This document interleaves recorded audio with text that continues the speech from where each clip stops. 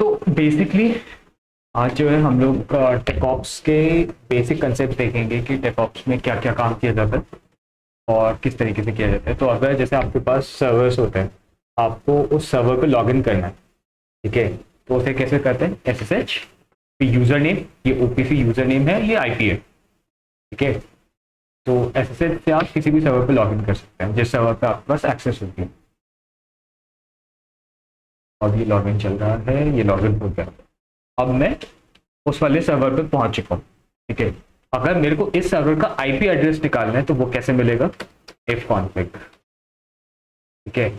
इससे मेरे को IP एड्रेस मिल जाएगा। काफी सारे आ रहे हैं, अभी के लिए हम लोग कंसीडर कर लेते हैं कि ये वाला जो IP एड्रेस है ये अपना है, तो ये इसका प्राइवेट IP एड्रेस होगा, ठीक है। ऐसे ही इस सर्वर का अगर पब्लिक IP एड्रेस देखना है तो curl ifconfig.me, ये एक URL है जिस पे कर्ल करने से वो आपको आपका IP दे देता है। ये इस सर्वर का पब्लिक IP है, ठीक है। तो अब इस कमांड में हम लोगों ने देखा कर्ल यूज किया है। कर्ल क्या करता है? कर्ल इज बेसिकली किसी भी URL को गेट करने की कमांड। किसी URL को अगर मेरे को कॉल करना है कि जैसे कर्ल इफ कॉन्फिग, ये जैसे ये वो था। अब जैसे मान लो कर्ल google.com किया मैंने, ठीक है, तो ये google.com के डेटा को ले आएगा। ये google.com के इसने डेटा को ले आए, ठीक है। तो कर्ल किसी भी URL को गेट करने के लिए यूज कर सकते हैं, ठीक है। ये हो गया। मेरे को किसी API को अगर कॉल करना है, ठीक है, तो वो हम लोग कर्ल से करते हैं। अब देखते हैं कि हम लोग फाइल के ऊपर मैनिपुलेशन। सबसे पहले आपका ट्रैवर्सल कैसे करते हैं कि अगर जैसे मेरे को करंट डायरेक्टरी पता करनी है मैं कहां पर हूं, तो PWD, ठीक है। PWD से मेरे को पता चल गया कि मैं home/OPC के अंदर, ठीक है। अब मेरे को यहां पर पता करना है कि इस डायरेक्टरी में क्या क्या पड़ा हुआ है, तो LS, ठीक है। LS से मेरे को पता चल गया कि इस डायरेक्टरी में क्या क्या पड़ा हुआ है, ठीक है। अभी ये हॉरिजॉन्टल उसमें है। अगर मेरे को इसे और ब्यूटीफुल फॉर्मेट में लेके आना है तो -al कर दिया या -l कर दिया, तो इससे क्या हुआ? ये एक ब्यूटीफुल फॉर्मेट में आ गया जिससे मेरे को पता चल गया कि ये सारी चीजें यहाँ पर पड़ी हुई है, ठीक है। अगर यहाँ पर जैसे लिनक्स में जो हिडन फाइल्स होती हैं वो डॉट के साथ बनती है कि अगर किसी भी फाइल के स्टार्टिंग में डॉट है that means it is hidden, ठीक है। तो उसके लिए क्या होता है? ls-al करो। ls-al से सारी फाइल्स आ जाएंगी जो डॉट वाली भी है। नॉर्मल ls में आपकी और फाइल्स नहीं आई थी। ls-al, al is basically all, a for all, l for list, ठीक है। तो इससे मेरी वैसी फाइल्स आ गई जो हिडन थी, डॉट वाली, ठीक है। अब देखते हैं मेरे को किसी फाइल के अंदर कुछ करना है तो कैसे करेंगे, ठीक है। तो सबसे पहले देखते हैं कि अगर मेरे को किसी फाइल के अंदर कुछ लिखना है तो कैसे करेंगे। उसके लिए कमांड होती है vi, ठीक है। vi file.txt, तो ये क्या करेगा? एक file.txt बना देगा, ठीक है। अब मैं क्या करूंगा, इसके अंदर मेरे को अगर लिखना है vim, ये टेक्स्ट एडिटर है, इसका नाम है vim, vi या vim, ठीक है। इसके अंदर अगर आपको राइट करना स्टार्ट करना है तो आई दबाओ।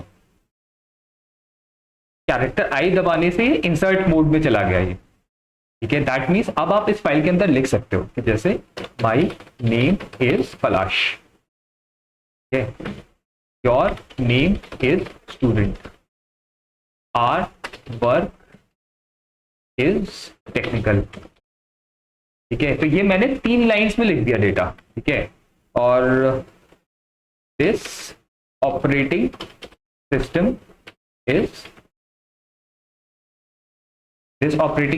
इज लिनक्स, ठीक है। ये मैंने इसमें डेटा लिख दिया।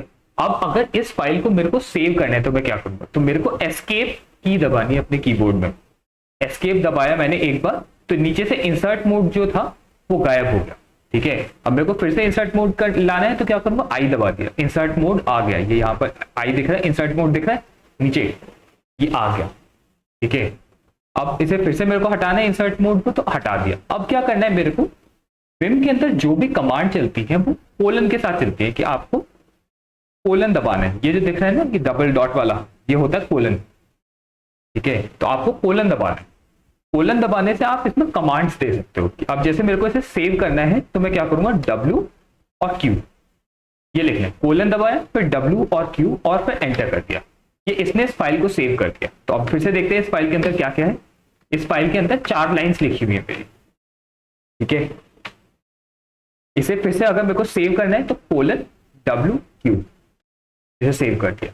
अब जैसे मान लो मैं इस फाइल के अंदर फिर से मैंने vi करके खोला, और उसके बाद मेरे को करना है कि अब जैसे मेरे को इसे मेरे को जो है इंसर्ट मोड में जाना है जिससे मैं डेटा इसमें राइट कर सकूं। तो ये किया। अब दिस मैंने इसमें टाइप किया कुछ भी, this line will not be save, ठीक है। अब जैसे मान लो मैंने वाले चेंजेस कर दिए, तो मैंने एस्केप दबाकर इंसर्ट मोड खत्म कर दिया। यहां से इंसर्ट मोड मेरा खत्म हो गया। अब मेरे को क्या करना है कि अब मेरे को मान लो ये वाली चीजें सेव नहीं करनी है और बिना सेव करे एग्जिट करना है। तो मैं क्या करूंगा, एस्केप दबाया, उसके बाद :Q और एक्सक्लेमेशन मार्क, यहां पर दिख रहा है :Q और एक्सक्लेमेशन मार्क। इससे क्या होगा, मेरी फाइल बिना सेव हुए बंद हो जाएगी। तो आप देखते हैं कि क्या वो लास्ट वाली लाइन जो थी वो सेव हुई थी या नहीं हुई थी। यहां पर वो लास्ट वाली लाइन नहीं है, ठीक है। तो हमने इसे सेव कर दिया, ठीक है। अब देखते हैं इस फाइल के अंदर कुछ सामान मेरा लिखा हुआ है। अब इसे किस तरीके से मैं टर्मिनल के ऊपर दिखाऊंगा। तो cat file.txt, इससे क्या हुआ, इस फाइल के जो कंटेंट्स थे, cat मतलब जितना भी फाइल का डेटा है उसे इसी टर्मिनल पे शो कर। तो इसने दिखा दिया यहाँ पर, my name is Palash, your name is student, our work is technical, this operating system is Linux.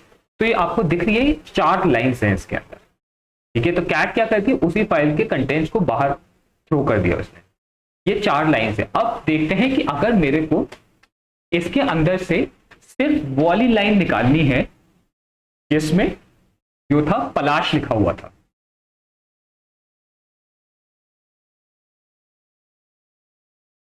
ठीक है। इसमें से मेरे को सिर्फ वो लाइन निकालनी है जिसमें पलाश लिखा हुआ था। तो मैं क्या करूंगा, ग्रेप कमांड होती है जो बेसिकली किसी भी फाइल के अंदर से कुछ भी सामान या कुछ भी लाइन को फाइंड करने के लिए होती है। तो ग्रेप पलाश file.txt, ठीक है। तो इसने क्या किया, इसने सिर्फ मेरे को वही वाली लाइन दी जिसके अंदर पलाश लिखा हुआ था। तो ये जो हमारी कमांड होती है ये तब यूज होती है कि आपको किसी फाइल के अंदर से, काफी बड़ी सी फाइल है, उसके अंदर से कोई एक पर्टिकुलर वर्ड को ढूंढना है या पर्टिकुलर पैटर्न को ढूंढना है। पैटर्न इज बेसिकली आपका कोई भी कॉम्बिनेशन ऑफ टेक्स्ट, उसे आपको ढूंढना है तो आप ग्रेप यूज कर सकते हो। तो ग्रेप अगर जैसे मान लो स्टूडेंट करना है मेरे को, इसके अंदर से मेरे को देखना है कि file.txt के अंदर से स्टूडेंट ग्रेप करना है। तो इसने क्या किया, मेरे को स्टूडेंट भेज दिया, ये स्टूडेंट वाली लाइन दे दी, ठीक है। तो यहां तक एक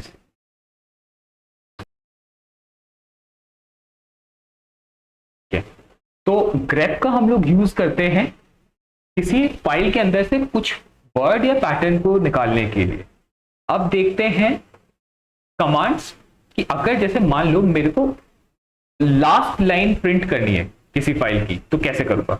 उसका कमांड होती है टेल file.txt, कि मेरे को लास्ट लाइन प्रिंट करनी -n1 file.txt। इसका मतलब ये है कि इस फाइल की लास्ट 1 लाइन प्रिंट कर दो, ठीक है। तो इसने क्या किया, this operating system is Linux, और इसमें जो लास्ट लाइन थी वो कौन सी थी, this operating system is Linux. अब जैसे मान लो मेरे को इसकी लास्ट 2 लाइंस प्रिंट करनी है, तो मैं कैसे करूंगा, टेल मतलब पूंछ से याद रहेगा कि हमारे को लास्ट से निकालना है, -n2 कर दिया file.txt। तो इससे क्या होगा, मेरी लास्ट की 2 लाइंस निकल गई, ठीक है। जैसे टेल है वैसे ही हेड आ जाता है, ठीक है। हेड -n1 file.txt, इसका मतलब है स्टार्टिंग की एक लाइन दे दो। तो स्टार्टिंग की लाइन क्या थी मेरी, माय नेम इज पलाश, ठीक है। तो हेड मतलब स्टार्टिंग की लाइन दे दो, टेल मतलब एंडिंग की लाइन दे दो। अब देखते हैं कि इनका यूज कहां होता है। इसका यूज होता है हमारा लॉग्स के लिए, कि आपको जब जैसे आप सर्वर पर जाके आप क्या करोगे, या तो आप कोई काम करोगे या फिर आप ये पता लगाओगे कि क्या प्रॉब्लम चल रही है। तो ज्यादातर सिनेरियोज होते हैं कि आपको पता लगानी होती है क्या प्रॉब्लम चल रही है, ठीक है। तो अब जैसे हम लोग किसी लॉग फाइल के पास जाते हैं, यूजर var log syslog,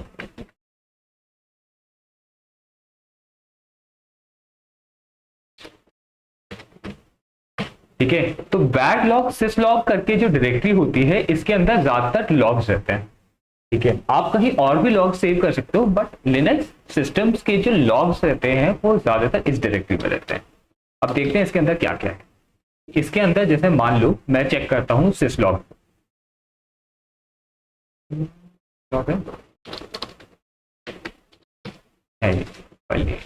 ठीक है, अब ट्रैक डॉट लॉग देखते हैं। तो अगर जैसे मेरे को इस फाइल को देखना है, मैंने क्या किया, वी में खोला।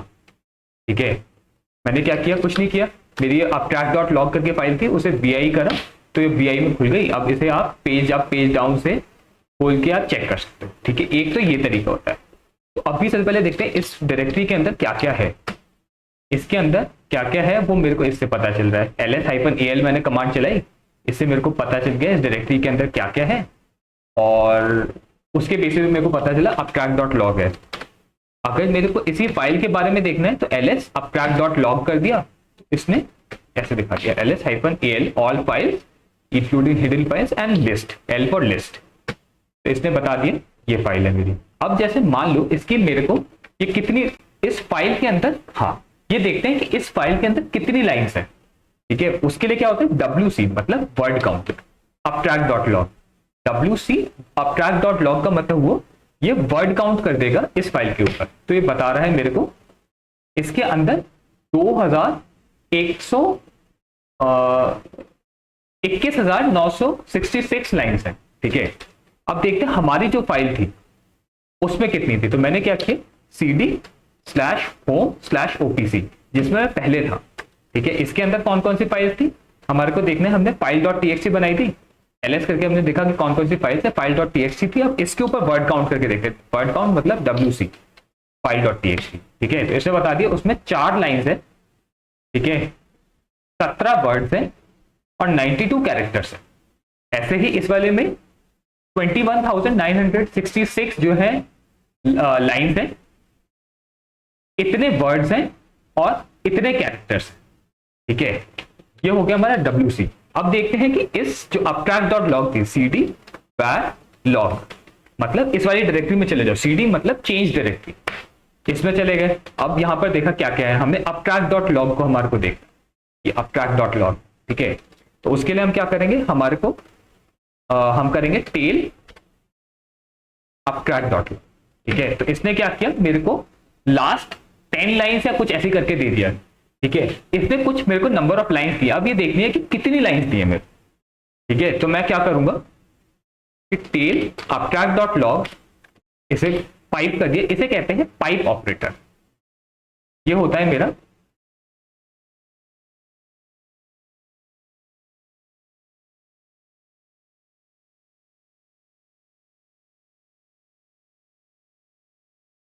ठीक है, ये होता है मेरा पाइप ऑपरेटर, ये जो है।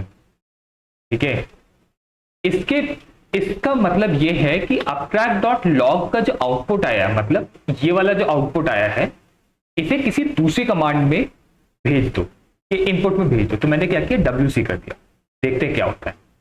ओहो, बता दिया इसने बताया कि आपके इस वाले आउटपुट में जो आपका टेल अपट्रैक्ट डॉट लॉग का आउटपुट था, उसके अंदर 10 लाइन्स आई, 84 वर्ड्स आए और 776 कैरेक्टर्स आए। ठीक है, तो इसे कहते हैं पाइपिंग। लिनक्स के अंदर ये पाइपिंग बहुत ज्यादा अच्छी होती है, बहुत ज्यादा अच्छी चीज होती है कि आप किसी भी कमांड का आउटपुट, ये एक कमांड थी, इसका आउटपुट आपने इस कमांड को एज ए इनपुट दे दिया। ठीक है, तो ये हो गई मेरा, इसने बता दिया। अब देखते हैं एक और चीज देखते हैं कि हमने ये वाली कमांड चलाई थी टेल अपट्रैक्ट डॉट लॉग, हमने -n4 करके चलाते हैं।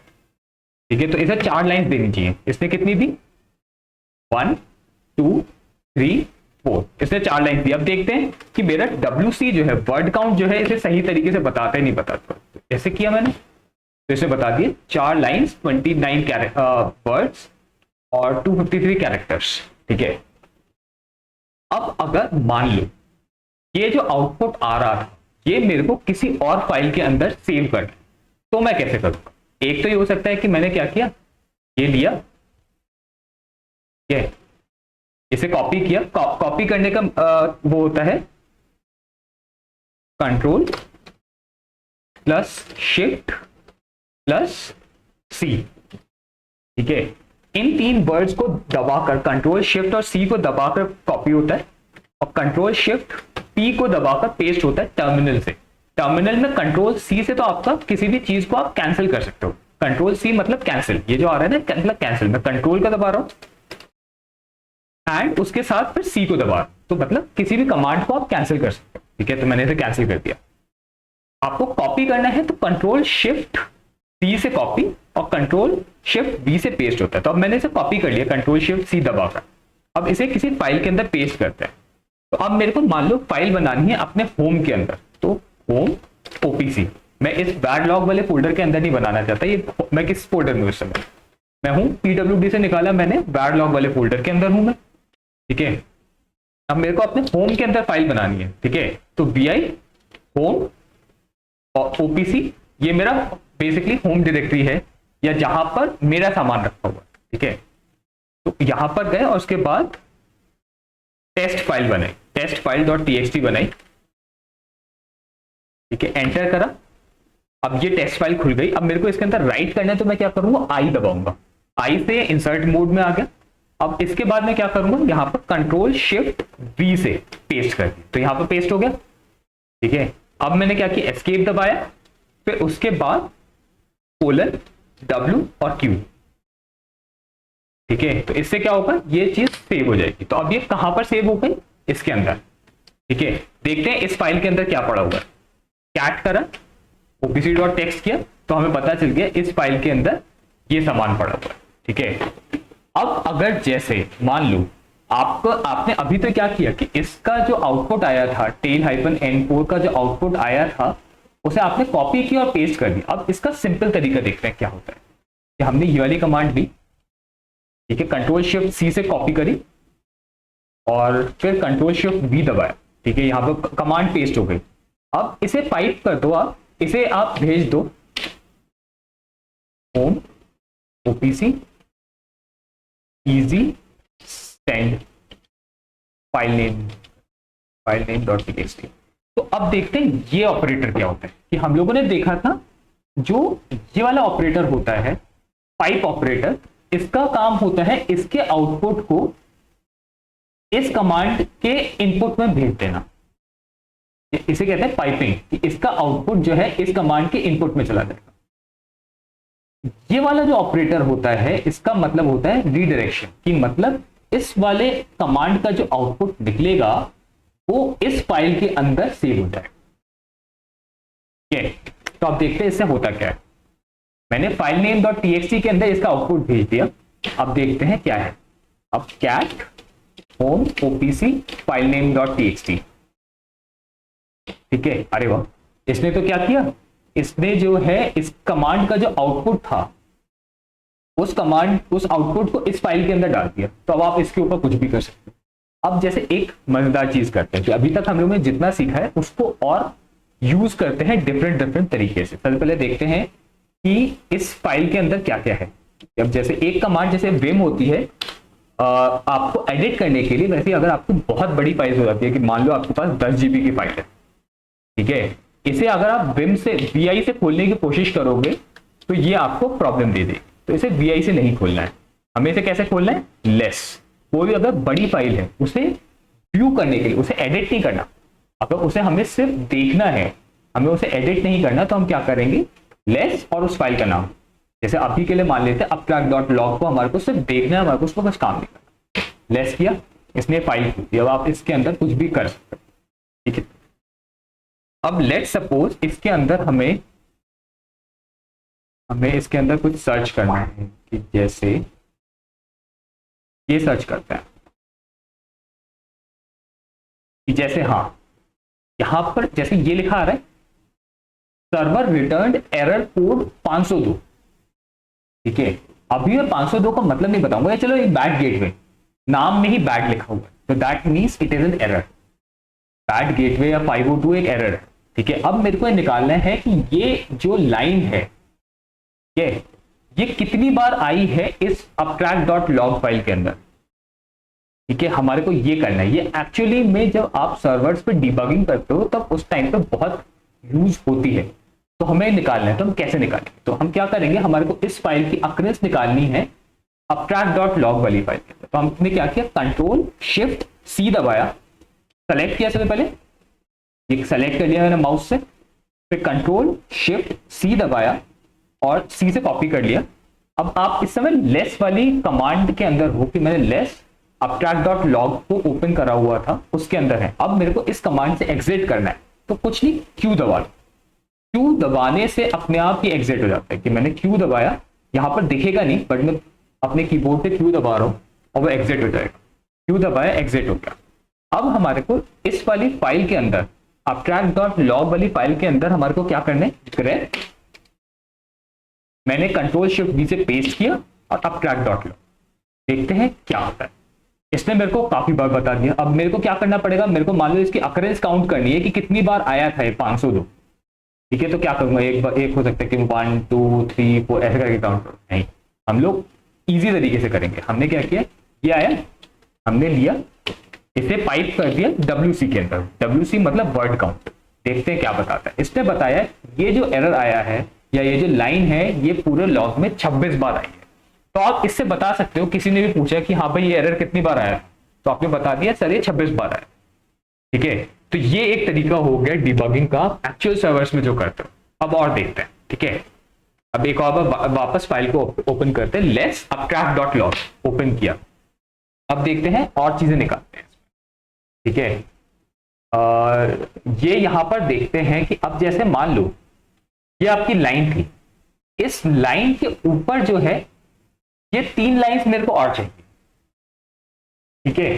कि ये जैसे ये लाइन है ना, ये लाइन के ऊपर की 3 लाइंस मेरे को चाहिए, ठीक है। तो वो कैसे निकालेंगे वो देखते हैं, ठीक है।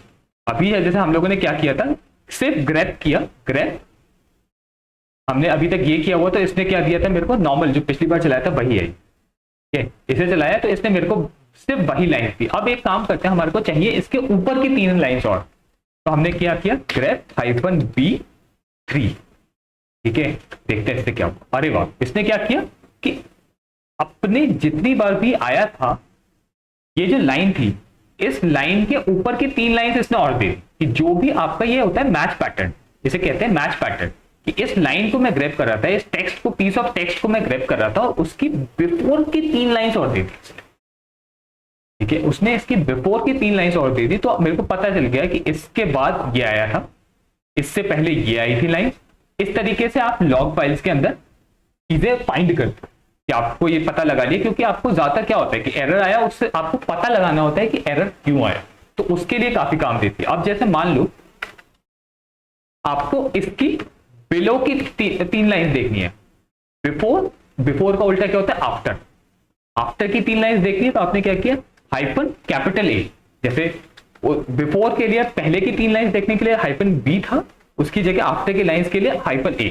तो इसने क्या किया, मेरे को हर बार जो मेरा पैटर्न था या जो भी लाइन थी उसके बाद की 3 लाइंस और दी थी, ठीक है। अगर आपको दोनों चाहिए तो आपने क्या किया, ग्रैब हाइफन बिफोर की 3 लाइंस भी और आफ्टर की 3 लाइंस भी। तो इसने क्या किया, ये मेरा जो मैच पैटर्न था उसके ऊपर की 3 लाइंस भी दे दी, उसके नीचे की भी 3 लाइंस दे दी, ठीक है। ये हो गया मेरा ग्रैब का। अब देखते हैं और क्या कर सकते हैं लोग इस फाइल के ऊपर। फिर से खोलते हैं लेट्स abstract डॉट लॉग, या कोई भी फाइल, मैंने abstract डॉट लॉग ले ली, किसी भी फाइल में जिसमें आपका डेटा रहे उसको हमें करना है, ठीक है। और देखते हैं इसमें और क्या कर सकते हैं, इसमें और क्या कर सकते हैं।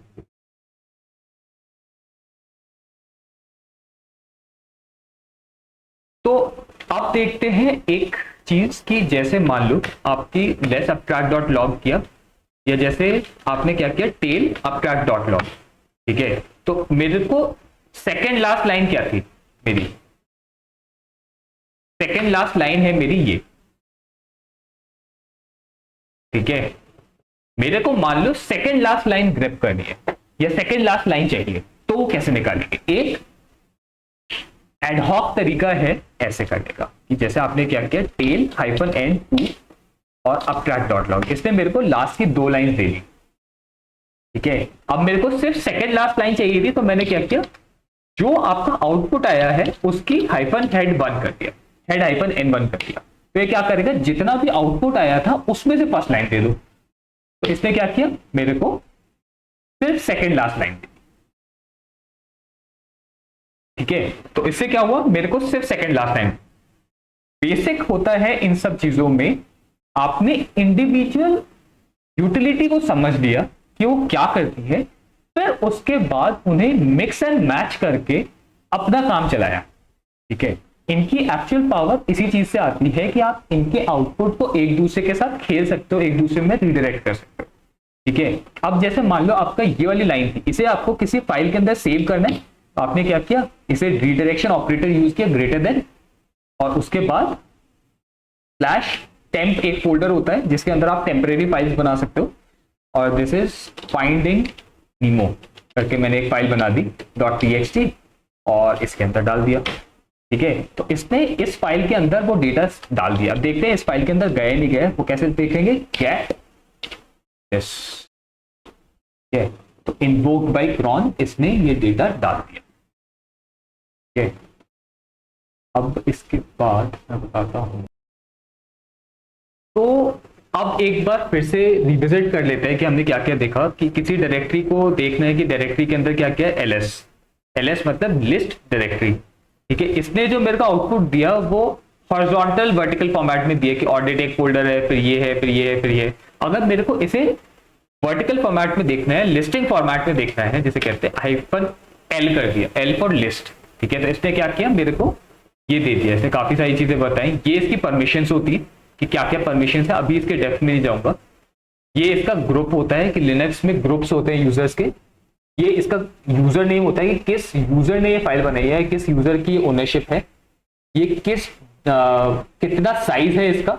ठीक है, किस डेट किस मंथ में बनी थी, और किस मंथ में ये एडिट हुई है, किस डेट पे एडिट हुई है, कितने बजे ये एडिट हुई है, और ये बेसिकली फाइल का नाम, फाइल या फोल्डर का नाम। ठीक है, अब मेरे को इसमें हिडन फाइल्स भी देखनी होती है, -A-L।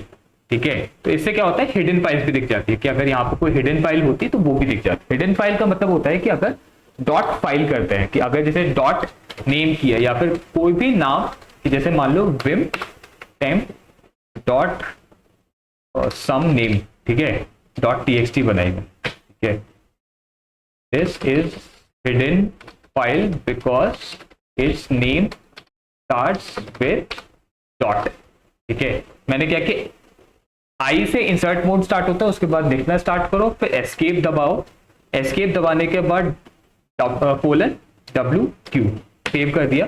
अब मैं ls-al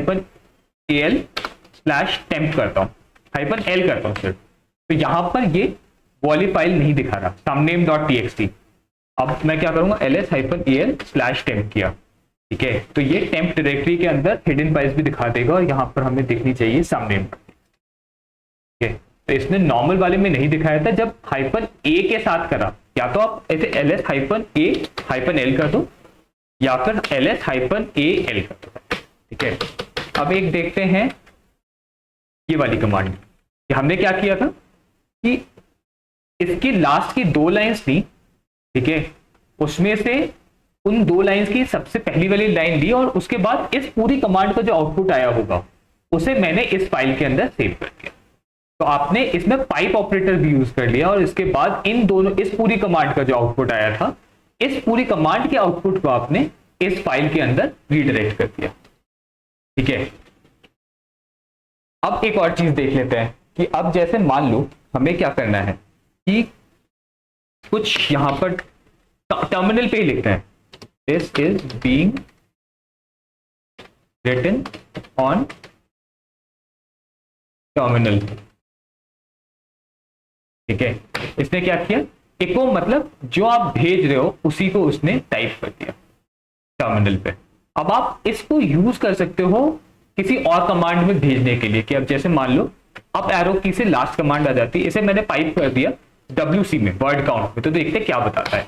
इसने बताया 1 लाइन है, सही बात है, 1 लाइन है, वर्ड्स कितने, 6, 1 2 3 4 5 6 वर्ड्स है, और 34 कैरेक्टर्स है। ठीक है, ये हो गया। अगर अब मान लो इस फाइल, इसे आपको किसी फाइल में भेजना है, तो टेम्प फाइल नेम .txt ठीक है, तो इस फाइल के अंदर चला गया। अब देखते हैं कि इस वाली फाइल के अंदर क्या है। Cat file name dot TXT के अंदर क्या है, ये आ गया। ठीक है, इससे क्या होता है, इस फाइल, ये जो होता है ये सिंगल रिडायरेक्शन ऑपरेटर होता है, इससे इस फाइल के कंटेंट जो है ओवरराइट हो जाता है। अब मैं क्या करता हूं, इको सम अदर कंटेंट। ठीक है, अभी तक इस फाइल के अंदर क्या था, this is being written in terminal. अब देखते हैं इस फाइल के अंदर क्या हो जाता है, temp file name dot TXT. अब देखते हैं क्या हो जाता है। अब इसे कैट किया, temp file name dot TXT. अब देखो इस फाइल के जो कंटेंट थे वो ओवरराइट हो गए विद सम अदर कंटेंट, जो मैंने यहां पर भेजा था ये इससे ओवरराइट हो गया। अब मेरे को मान लो अपेंड करना होता कि इसके बाद सम अदर कंटेंट के बाद मेरे को कोई लाइन अपेंड करनी होती, तो मैं कैसे करता कि मैंने मान लो अपेंड करनी है, append this line in the file. मेरे को इस लाइन को अपेंड करना है कि यहां पर तो ओवरराइट हो गया था, सिंगल ये लिखने से ओवरराइट हो गया, तो मैं क्या करूंगा, दो बार कर दिया। ये होता है डबल वाला, होता है अपेंड का operator, file name dot TXT. तो अब क्या होगा, ये जो है इस फाइल के अंदर अपेंड हो जाएगा। देखते हैं क्या होता है। ये हो गया। अब देखते हैं कि इस फाइल के अंदर क्या है, cat temp file name dot TXT. अरे वाह, इसने तो क्या किया, सम अदर कंटेंट जो पहले से पड़ा हुआ था उसके बाद वाली लाइन में ये डाल दिया इसने, append this file in the line. ठीक है, तो इसे कहते हैं अपेंडिंग कर, अपेंड कर दिया डेटा। ठीक है, अब देखते हैं कि आपके किसी भी सर्वर पे बहुत सारे प्रोसेस चल रहे होते हैं। प्रोसेस क्या होता है कि कोई भी प्रोग्राम जब वो ऑपरेटिंग सिस्टम के अंदर एग्जीक्यूट हो रहा होता है उसे कहते हैं प्रोसेस। तो अगर आपको सर्वर के अंदर देखने हैं कि क्या क्या प्रोग्राम चल रहे हैं तो उसके लिए होती है कमांड पीएस। इसने बता दिया कि क्या क्या कमांड चल रही है, PS-OX। ठीक है, इसने बता दिया काफी सारे मेरे प्रोसेस चल रहे हैं। ठीक है, इसमें काफी सारे मेरे प्रोसेस। अब जैसे मान लो मेरे को पता लगाना है कि एनजीनिक्स के कितने प्रोसेस चल रहे हैं, कि कोई मेरा प्रोग्राम होता है एनजीनिक्स। ठीक है, कि अगर मेरा कोई प्रोग्राम है एनजीनिक्स, इसके मेरे को प्रोसेस निकालने हैं तो कैसे निकालूंगा, PS-OX grep एनजीनिक्स। तो इसके अंदर जितने एनजीनिक्स नाम के इस वाली आउटपुट जो आया था, PS-OX का आउटपुट जो आया था, इसके अंदर के जितने भी आपको वो निकालने हैं एनजीनिक्स के नाम के, वो निकाल लिए मैंने, PS-OX फिर grep एनजीनिक्स। तो इसने बता दिया कि एक ये प्रोसेस चल रहा है। तो ये होती है इसकी प्रोसेस आईडी, इन्हें कहते हैं प्रोसेस आईडी, और ये होती है कौन सी क्या प्रोसेस चल रहा है। ठीक है, अभी इसकी डेप्थ में नहीं जाएंगे, अभी ये देखते हैं कि सिर्फ ये मेरा प्रोसेस चल रहा है। अब देखो मान लो हमें निकालने हैं कि नोड.जेएस एक वो होती है लैंग्वेज होती है नोड.जेएस, हमें निकालने हैं कि नोड.जेएस के कौन कौन से प्रोसेस चल रहे हैं। ठीक है, तो PS-OX grep node। ठीक है, ये देखते हैं, अरे वाह, इसमें मेरे को पता चल गया कि नोड के ये वाले प्रोसेस चल रहे, कि जिस इस PS-OX की कमांड में जहां जहां पर नोड आ रहा होगा उसने उसे ग्रैब करके दे दिया, हमें यही निकालना था। ठीक है, अब अगर मेरे को पता करना है कि इस सर्वर पे कितनी मेमोरी और कितनी रैम यूज हो रही है, तो उसके लिए एक इजी तरीका होता है htop या टॉप। ठीक है, टॉप मतलब ये क्या करेगा, मेरे को बता देगा कि इस सर्वर में कितनी मेमोरी है, कितनी रैम है, कौन कौन से प्रोसेस चल रहे हैं, कौन सा प्रोसेस कितनी सीपीयू ले रहा है। कि जैसे इसमें आप देखोगे नोड होम ओपीसी वाली जो कमांड है वो 36% सीपीयू ले रही है और 15% रैम ले रही है। ठीक है, percent memory and percent CPU. ठीक है, और इसकी जो पीआईडी मतलब प्रोसेस आईडी है वो कौन सी है, इसे बता दिया। इसे बता दिया कि 148 टोटल टास्क वो प्रोसेस चल रहे हैं और इसके पास इतनी मेमोरी है, इसमें बाकी की सारी चीजें अभी के लिए मटेरियल है। तो इससे मेरे को पता चल गया कि क्या क्या प्रोसेस चल रहे हैं। ये प्रोसेस आईडी बहुत इंपॉर्टेंट होती है, इससे मेरे को पता चलता है कि इस प्रोसेस की आइडेंटिटी क्या है। कि अगर जैसे मान लो आपको किसी प्रोसेस को किल करना है, तो मैंने क्या किया, उसकी प्रोसेस आईडी में नोट करूंगा कि मैंने 24185 जो इसकी प्रोसेस आईडी थी ये मैंने नोट कर ली 24185। अब मैं क्या करूंगा, मैंने क्या किया, PS-OX grep 24185। ये देखते हैं, इसने मेरे को बता दिया कि क्या प्रोसेस चल रहा है।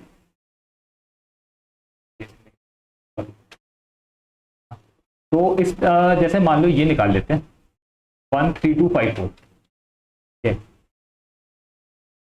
13254, इसमें बता दिया कि क्या चल रहा है, ये एनपीएम चल रहा है। अगर हमारे को मान लो इस प्रोसेस को किल करना है, कि मतलब ये प्रोसेस चलना बंद हो जाए, तो उसके लिए क्या होता है, किल -9 और ये प्रोसेस आईडी। मैं चलाऊंगा नहीं क्योंकि मेरा सिस्टम बैठ जाएगा ऑब्वियसली, क्योंकि मेरे को पता नहीं है क्या प्रोसेस करता क्या है। बट अगर आपको पता है कि किसी प्रोसेस को आपको किल करना है, तो आपको क्या करना है, किल -9, -9 एक कमांड होती है किल की, वो उसकी डेप्थ में नहीं जाऊंगा मैं अभी आपके लिए। आपको ये करना है किल स्पेस -9 और स्पेस, उसके बाद ये कर दिया। -9 बेसिकली आपका एक सिग्नल होता है जो आप इस वाले प्रोसेस आईडी पे भेजते हो to kill a particular process. ठीक है, अभी के लिए इसमें इतना ही जाते हैं। हाँ, तो अब देखते हैं कि अगर जैसे मान लो कंट्रोल सी हम लोग क्यों करते हैं। कंट्रोल सी का यूज होता है कि अगर जैसे आपकी कोई कमांड है बहुत ज्यादा टाइम ले रही है, ठीक है, वो चले जा रही है, आपको उसे चलने से बंद करना है, रोकना है उसे, तो उसके लिए आप क्या करोगे, कंट्रोल सी। कोई कमांड चल रही है उसे रोकना है, उसके लिए कंट्रोल सी का यूज होता है। वैसे आपको कंट्रोल सी की जरूरत नहीं पड़ेगी जब आपका कोई कमांड है जो बहुत टाइम से चलती है, आपको 5 मिनट लग गए, आपको उसे किल कर देना है कि नहीं भाई मेरे को अब ये काम नहीं करवाना, मेरे को किल करना है, तो कंट्रोल सी यूज होता है।